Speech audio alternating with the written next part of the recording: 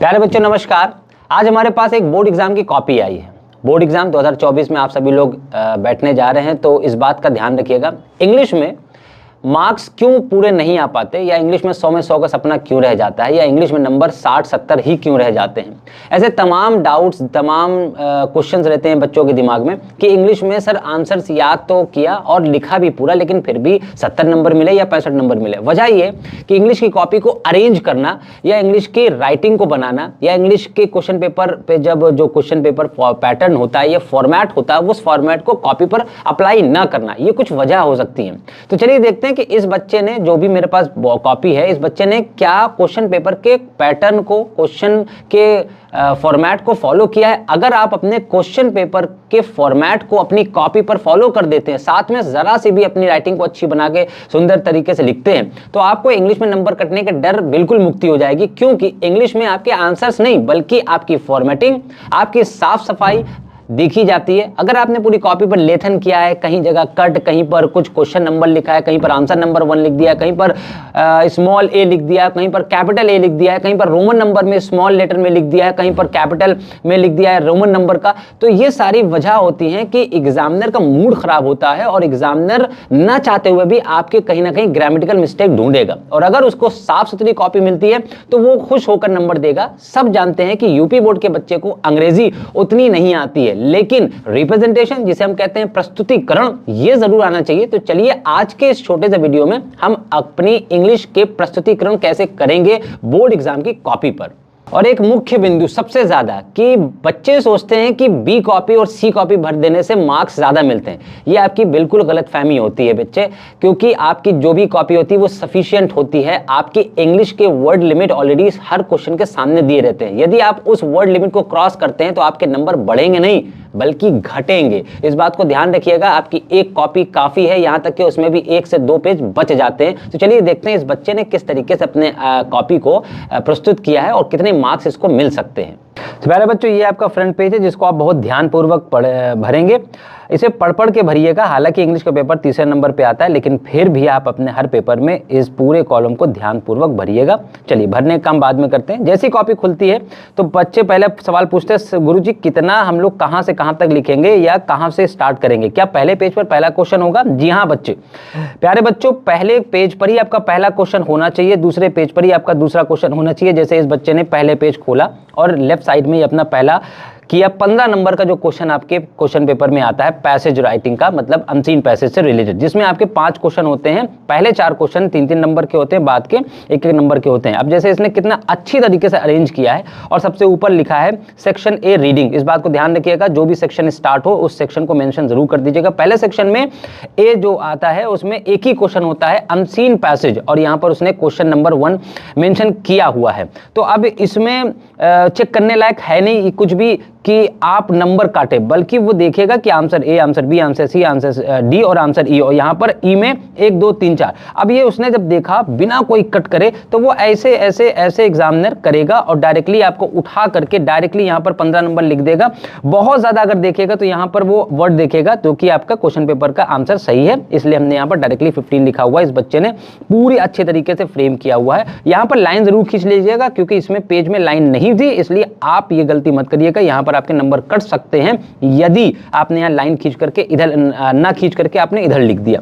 इधर left side में भी आपको, राइट साइड में भी आपको अपनी लाइन खींच लेनी है, दोनों तरफ एक मार्जिन लेकर के। क्वेश्चन नंबर 2, लेकिन क्वेश्चन नंबर 2 से पहले सेक्शन बी आपको ऊपर मेंशन कर देना है और उसके बाद क्वेश्चन नंबर 2 अगली लाइन में लिखना है। अब जैसे यहाँ पर इन्होंने इस तरीके से किया है, यहाँ पर इस तरीके किया, अब यहाँ पर वो देखेगा कि सेक्शन बी लिखा है, उसके बाद नीचे क्वेश्चन 2 लिखा है, तो वो कहेगा यार थोड़ा सा खराब लग रहा है, ऑकवर्ड फील आ रहा है। हालांकि वो अभी इस बात पर नंबर नहीं काटेगा, लेकिन अगर यही चीजें पूरी कॉपी पे होती रही, कहीं सेक्शन बी ऊपर लिखा है या डी ऊपर लिखा है, फिर क्वेश्चन लिखा है, क्वेश्चन ऊपर लिख दिया, सेक्शन बी नीचे लिख दिया, तो इस बात पे वो कहीं ना कहीं पढ़ने की कोशिश करेगा और उस पर नंबर काटेगा। अब यहाँ से यहाँ तक का इन्होंने जो सेक्शन बी में क्वेश्चन नंबर 2 आता है, आर्टिकल आता है आपका 10 नंबर का। तो व्हेनेवर आवर आईज, ये सब पढ़ने के बाद क्यों उसने देखा कि यहाँ पर ये लगा हुआ है। क्या लगा है बेटा? यहाँ पर लगा है इन्वर्टेड कॉमा। तो पहली लाइन उसने इन्वर्टेड कॉमा देखी, अच्छा बच्चे को ये पता है कि इन्वर्टेड कॉमा से स्टार्ट होगा, या फिर ब्लैक पेन से आप इसे लिख सकते हैं। तो ये 10 नंबर का है। इसमें कहीं पर भी चूंकि उसने कट नहीं किया इसलिए वो नो डाउट वो 10 नंबर इसलिए देगा क्योंकि इसे गंदा नहीं किया है, उसे नंबर काटने के लिए नहीं नंबर देने के लिए बैठाला गया है। तो आप उसे मौका बिल्कुल भी ना दें कि वो नंबर आपके काटे। आगे पलटेंगे तो यही क्वेश्चन 2 उसने फिर से किया हुआ है, तो क्वेश्चन 2 आपको दोबारा से नहीं करना है। क्वेश्चन 2 आपका यहां पर हो चुका है, क्योंकि ये मॉडल पेपर है इसलिए आप सभी ध्यान रखिएगा कि आपको केवल एक क्वेश्चन किया है, इस क्वेश्चन को वो ऐसे करके काट देगा क्योंकि वो नंबर यहां पर आ चुके हैं 10 नंबर। ठीक है, आपको एक ही करना है। क्वेश्चन नंबर 3 जो कि लेटर राइटिंग से रिलेटेड होता है, ये भी 10 नंबर का होता है। वो सिर्फ देखेगा कि यहां से यहां तक के लेटर फिनिश है, बिल्कुल फिनिश है। उसने देखा सब्जेक्ट लिखा हुआ है, ये सही है, एड्रेस सही है, डेट सही है, डिस्ट्रिक्ट मजिस्ट्रेट को लिखा हुआ है, उसके बाद लेटर जो आपकी लिमिट होनी चाहिए लास्ट लाइन तक XYZ लिख दिया। यहां पर ध्यान दीजिएगा XYZ ही लिखिएगा, अगर नाम दिया है लेटर में तो ठीक है, तो वो 10 नंबर यहां पर उठा के दे देगा क्योंकि इसमें कोई गलती नहीं मिलेगी। वो फॉर्मेटिंग पे गलती निकालेगा, ना कि आपके अंदर पड़ेगा कि respectfully I like to express my concern over the, ये सब कुछ पढ़ने के लिए इतना समय टीचर के पास नहीं होता, तो आप मौका बिल्कुल मत दीजिए। अब देखिए क्वेश्चन नंबर 3 दोबारा से उसने किया हुआ है, तो ये क्वेश्चन आपका चेक नहीं होगा, ये ऐसे काट दिया जाएगा, कोई उस पर समय नहीं देगा। अब बात आती है सेक्शन सी की ग्रामर और ट्रांसलेशन, जो कि 25 नंबर का आपका होता है, जिसमें पहले 10 नंबर आपके वोकैबुलरी या ग्रामर दोनों में से किसी एक ऊपर हो सकते हैं। अब आप बच्चे ये सोचते हैं कि हमें क्या बी कॉपी सी कॉपी की जरूरत पड़ेगी? जी बिल्कुल उन बच्चों को पड़ती है जब आप पूरे ऑप्शन लिखते हैं, पूरा क्वेश्चन उतारेंगे तो पूरे क्वेश्चन ऑप्शन लिखने की जरूरत नहीं है। क्वेश्चन नंबर 4 स्टार्ट हुआ, उसमें ए सेक्शन आएगा, उसमें बी आएगा, उसमें सी आएगा, उसमें डी आएगा। यहां पर आपको केवल एक क्वेश्चन करना है, क्वेश्चन 4A में से, क्वेश्चन 4B में से, क्वेश्चन 4C में से, क्वेश्चन 4D में से। ठीक, अब उसने 4 क्वेश्चन यहां पर कर दिए। अब यहां पर उसने देखा कि answer keep the Wolff from the, यहां पर लिखा टू कीप अवे हंगर, बिल्कुल सही है, 2 नंबर उठा के दे दिए उसने। इग्नोरेंट का मतलब क्या होता है? रूड, बिल्कुल सही, 2 नंबर। यहां पर अनसिविलाइज का मतलब अपोजिट में क्या होता है? डिसेंट, बिल्कुल सही है। उसके बाद है वन वर्ड सब्स्टिट्यूशन, एबियरी, बिल्कुल सही है, यहाँ पर 2 नंबर। अब यहाँ पर देखिए क्वेश्चन नंबर 5E, इसका मतलब 4D के बाद 4E है ही नहीं, गायब है, तो कोई बात नहीं, वो नंबर ही आपके चले गए। होमोफोन्स, यहाँ पर देखिए लिखा हुआ होमोफोन्स, तो यहाँ पर देखिए 5E जो लिखा हुआ है बच्चे, ये 5E नहीं बल्कि 4D होना चाहिए। इस बात पे वो 1 नंबर काट देगा और 1 नंबर देगा। क्यों? क्योंकि यहाँ पर नंबरिंग गलत कर दी, 4D के बाद यहाँ पर 4 का E होना चाहिए, जबकि यहाँ क्वेश्चन 5E लिख दिया है। चलिए 9 नंबर इस पर है। उसके बाद आती है 5A, B, C, D और E, इस पे भी आपके 5 सेंटेंस पूछे जाएंगे। ऑलमोस्ट ये ग्रामर के हो सकते हैं या फिर वोकैबुलरी इधर हो सकती है, किसी क्वेश्चन पेपर में वोकैबुलरी आपकी क्वेश्चन नंबर 4 पर पूछी जाती है। ये भी 2-2 नंबर के होते हैं। यहाँ पर आपने क्वेश्चन लिखा और उसका उत्तर लिख दिया, बिल्कुल सही। अब यहाँ पर देखेंगे वही चीज़ है, क्योंकि यहाँ पर जगह कम थी इसलिए बच्चे ने यहाँ पर लिख दिया है, बट आप लोग लाइन खींचकर ही करेंगे, चेक कर लीजिएगा जब आप अपनी कॉपी पाएँ अपने एग्जामिनेशन रूम में। तो यहाँ पर देखेंगे आई सेड टू माही लिखा हुआ है, उसने लिखा I told Mahi that I loved her very much, बिल्कुल सही है, 2 नंबर। उसके बाद सिंथेसिस यहाँ पर मेंशन किया हुआ है, यहाँ पर आप भी मेंशन करेंगे, नरेशन है, फिर सिंथेसिस है, फिर ट्रांसफॉर्मेशन है, फिर सिंटैक्स है। अगर आपको लग रहा हो कि छोटा है तो आप एक गैप दे सकते हैं इन दोनों लाइन के बीच में। नरेशन लिखने के बाद एक लाइन गैप दे दीजिएगा, उसके बाद आप डायरेक्टली आंसर भी लिख सकते हैं। इस पर कोई दो राय नहीं है कि आप आवश्यक नहीं है कि आप ये सेंटेंस उतारें, क्योंकि जितना भी आप अवॉइड कर सकते हो अपना क्वेश्चन उतारने की उतना अवॉइड करें, क्योंकि time management is the biggest problem for UP board student. Time manage नहीं होता, लास्ट में 10-15 नंबर का 20 नंबर का बच्चे छोड़ आते हैं, कहते हैं गुरुजी टाइम मैनेज नहीं हो पाया, इसलिए तो आप क्वेश्चन ना उतारें। तो 2 नंबर यहाँ पर हो। सिंथेसिस में देखिए पूछा गया यहाँ पर कंपाउंड बनाने को, तो आपने कंपाउंड डायरेक्टली लिखा, सो लिखा हुआ है, बिल्कुल कंपाउंड है ये। और सी देखिए ट्रांसफॉर्मेशन, उस पर अफर्मेटिव बनाने को कहा गया, यहाँ पर लिखा my father gave me, my father did not fail, बिल्कुल सही है, यहाँ पर 2 नंबर आपके मिल जाएंगे। सिंटैक्स में अगर 4 सेंटेंस देता है तो 2 करने होते हैं, 2 देता है तो 1 करना होगा। तो यहाँ पर जिस तरीके से 2 करे हुए हैं, 2 माइल्स इज, बिल्कुल सही है, 2 नंबर यहाँ पर मिल जाएंगे। हालांकि ये एक क्वेश्चन ही करना चाहिए था, उन्होंने 2 करे, इसका मतलब क्वेश्चन पेपर में 4 सवाल थे। अगर ये 4 है तो इसको आप 1 मानेंगे, इसको भी 1 मानेंगे, 1-1 नंबर इस पर मिलेगा। अगर 2 आते जिस पर 1 ही करना होगा तो आपको 2 नंबर मिलेंगे। क्वेश्चन नंबर 5 का ई फ्रेज आता है, इसमें भी आपका एक ऑप्शन वाला देता है, मतलब 4 ऑप्शन होते हैं। तो यहाँ puck spoke in once wheel to interfere in other people, बिल्कुल सही है, 2 नंबर आपको इस पे मिल जाते हैं। ट्रांसलेशन आता है, तो ट्रांसलेशन उसने लिखा क्वेश्चन नंबर 6।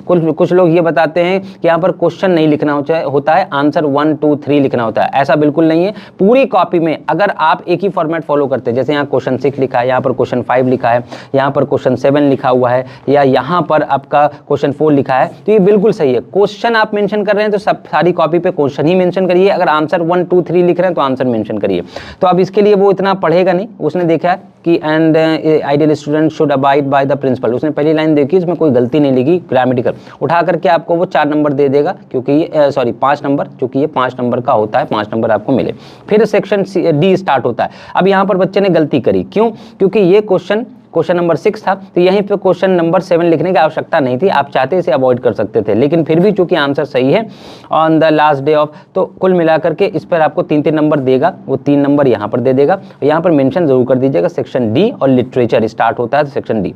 क्वेश्चन नंबर 7 का ए है, ठीक। अब क्वेश्चन नंबर 7 का लिखने की आवश्यकता नहीं, लेकिन जैसे इन्होंने लिखा है तो इसको वो काट देगा, क्यों? क्वेश्चन नंबर 7 का ए और वाला क्वेश्चन है, तो आप दोनों क्वेश्चन मत लिखिएगा। ये उस बालक की कॉपी है जिसने सब पूरा पेपर कर दिया, शायद लाल बहादुर शास्त्री बन गए बालक, लेकिन लाल बहादुर शास्त्री जी नहीं बनना है, ठीक है। वो हमारे देश के प्रधानमंत्री रहे हैं, लेकिन वो इतने ज़्यादा काबिल थे, हमेशा वो पूरा पेपर करके चले आते थे, लेकिन आपको यहाँ पर पूरा पेपर में और वाले क्वेश्चन को नहीं करना है। यदि और वाला कर रहे हैं तो ये वाला ना करें, ठीक। यहाँ पर आपके 3 नंबर हुए। क्वेश्चन नंबर 7 का बी बिल्कुल सही, तो यहाँ पर 3 नंबर देगा, क्योंकि कहीं पर कटिंग नहीं दिख रही है, इसलिए वो पूरे नंबर देगा। आप ये मत सोचें कि आपके आंसर को पढ़ा जाएगा, अगर पढ़ेगा भी तो पहला line the iron master took him as his old comrade, जैसे उसने पढ़ा यहाँ पर टुक लगा हुआ है, अरे वाह, क्योंकि ये सेकंड फॉर्म का प्रयोग किया गया है, तो क्वेश्चन भी सेकंड फॉर्म में था, इसलिए उसने 3 नंबर दे दिए। वो यहाँ तक ग्रामर की मिस्टेक नीचे करेगा, इसको वो कट कर देगा, 3 नंबर आपको मिलेगा, ठीक है। क्वेश्चन नंबर 8 आता है भाई। क्वेश्चन नंबर 8 लॉन्ग क्वेश्चन है, जो कि आपका 7 नंबर का होता है बेटा, और क्वेश्चन नंबर 8 ए और क्वेश्चन नंबर 8 का बी दोनों लॉन्ग क्वेश्चन नहीं करने होते हैं, तो बाद वाला बिल्कुल नहीं चेक किया जाएगा, ये वाला ही चेक होगा, उठा करके वो 7 नंबर देगा। क्यों? क्योंकि पहली लाइन उसने अगर पढ़ी, Gandhi stayed at Muzaffarpur where he met, उसने देखा यहाँ पर भी कोई गलती नहीं वर्ब की, यहाँ पर भी कोई गलती नहीं वर्ब की, बात ही खत्म हो गई, तो 7 नंबर उठा के दे दिए। नेक्स्ट आता है स्टेंजा बेस्ड क्वेश्चन, जो कि आपका 6 नंबर का होता है, 3 क्वेश्चन होते हैं, 1 2 3, तो यहाँ पर देखेगा कोई गलती नहीं मिलेगी, उठा करके उसने वो 6 नंबर डायरेक्टली लिख दिए। क्वेश्चन नंबर 10 आएगा, जो 4 नंबर का सेंट्रल आइडिया होता है, सेंट्रल आइडिया में माय मदर 66 पर लिखा है has been compose, very good, यहाँ पर हैज बीन कंपोज लिखा है, बहुत से बच्चे इज कंपोज लिख देते हैं, कंपोज लिख देते हैं, तो बस यही उसने चेक किया कि हैज बीन कंपोज लिखा है, इसका मतलब यहाँ पर गलती नहीं है, तो पूरे सेंट्रल आइडिया में गलती नहीं होगी, 4 नंबर यहाँ पर वो देगा। क्वेश्चन नंबर 11 आता है, जो कि सेकंड लास्ट क्वेश्चन, ये भी शॉर्ट है, उसने फिर कर दिया। यहाँ पर बात आती है कि फालतू के क्वेश्चन नहीं करने हैं आपको, एक्स्ट्रा वाले क्वेश्चन नहीं करने, तो यहाँ पर ये कट करेगा, ये कट करेगा, यहाँ पर आपको 3 नंबर नहीं 4 नंबर देगा। लेकिन जब वो बार बार देख रहा है और वाला क्वेश्चन भी कर रहा है, बार बार और वाला क्वेश्चन भी कर रहा है, तो बच्चे यहाँ पर दिक्कत हो सकती है। क्वेश्चन नंबर 12 यहाँ पर ए बी दोनों कर दिया, ये वाला क्वेश्चन नहीं चेक किया जाएगा, यही वाला चेक किया जाएगा, और इस पर मिलेंगे आपको 7 नंबर। लेकिन कुल मिलाकर के आप देखें, बच्चे ने गलती ये करी है कि और वाले क्वेश्चन भी कर दिए हैं, ये नहीं करना है। अब आप ये देखते हैं कितने नंबर बालक को मिले। यहाँ पर देखिए 15 नंबर पहले क्वेश्चन पे, उसने कोई कट करने की कोशिश नहीं करी, 15 नंबर हो गए, 10 25 हो गए भाई, 25 के बाद 10 35 हो गए, पूरे नंबर मिलेंगे, क्योंकि यहाँ पर कोई कटिंग नहीं है। 35 हो गए, 35 के बाद ग्रामर सेक्शन पे भी उसने नंबर पूरे दिए हैं, तो यहाँ पर एक नंबर कटा है, तो यहाँ पर 9, 35 और 9 44 हो गए, 44 के बाद 2 2 2 2 और उसके बाद 2 5, तो 44 और 10 हो गए आपके 54, 54 के बाद 5 नंबर यहाँ ट्रांसलेशन पे मिले 59 नंबर, और 3 हो गए 62, और 3 यहाँ पर हो गए 65, 65 के बाद 7 नंबर लॉन्ग क्वेश्चन पे 72 हो गए बेटा, 72, और 72 के बाद 6 नंबर आपको स्टेंजा बेस्ड क्वेश्चन 78 और 4 82, और 4 यहाँ पर उसने दिए 86, और 86 के बाद 7 नंबर यहाँ पर मिल रहे हैं, तो 86 के बाद 93, तो टोटल नंबर आपके यहाँ पर कितने मिलते हैं बेटा? तो टोटल नंबर आपके यहाँ पर 86 मिलते, आई थिंक 93 मिलते हैं इसको 100 में से, तो 93। 7 नंबर क्यों कटे? इनकी बहुत ज़्यादा ओवर क्वेश्चन करने की वजह से बच्चे। सो प्यारे बच्चों, आपने देखा कि इस बालक को 93 नंबर मिले। पहले जो 7वां क्वेश्चन था शॉर्ट क्वेश्चन, उस पर हमने 4 नंबर ना देकर के 3-3 नंबर दिए। वजह यही है कि बार बार उसने और वाले क्वेश्चन किए, तो एग्जामिनर अपनी मर्जी से इस बात पर नंबर काट सकता है, क्योंकि उसने पूरे कॉपी पे और वाले क्वेश्चन बहुत किए। इसी तरह की गलतियों को अवॉइड करते रहे, ताकि आपके मार्क्स अच्छे से अच्छे आएँ। और इसी तरह वीडियो के लिए, अपने पूरे सिलेबस को कंप्लीट करने के लिए चैनल को सब्सक्राइब जरूर करें। अभी भी क्लासेस लाइव चल रही हैं, तो जल्दी जुड़ें और चैनल को सब्सक्राइब करते हुए अपनी प्रिपरेशन वर्ष 2024 की पूरी करें। धन्यवाद।